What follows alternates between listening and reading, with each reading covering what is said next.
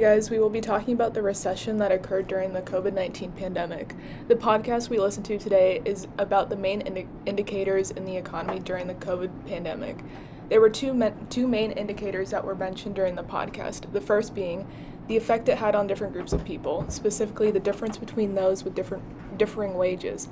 People with higher wages didn't face much or any issues at all with long-term or permanent unemployment.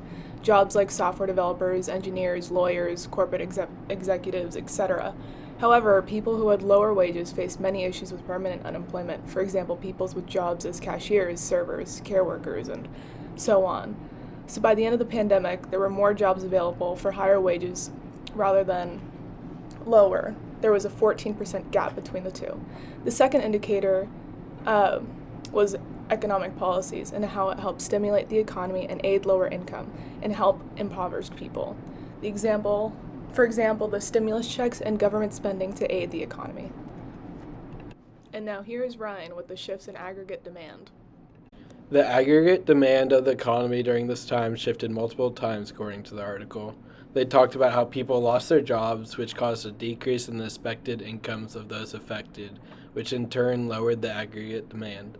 Then the podcast talked about how the government increased the amount of aid the government gave out, which included the stimulus checks that most everyone received, and more spending on infrastructure, which led to an increase in aggregate demand because of the increase in government spending, which was mentioned in the podcast as something that went straight to people and was usually not a way to get out of a recession in the past.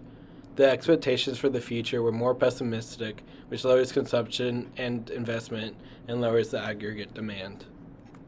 Now handing it off to Natalie Martinez to talk about the long run and the short run aggregate supply.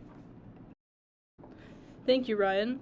Due to the pandemic, there was a shift to the left to the short-run aggregate supply curve.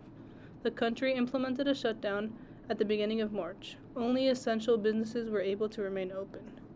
Businesses weren't selling much as consumer spending decreased, causing low output. Businesses started to lay off workers for a short period of time due to the temporary shutdowns and hoped they wouldn't go out of business. GDP was down as well. Once the nation opened up again, businesses started to hire back as they saw a rise in consumer spending. Due to the shutdown only being temporary, there was no long-run effect as a short-run aggregate supply curve returned to where it was prior to the pandemic. Now a short word from our sponsors.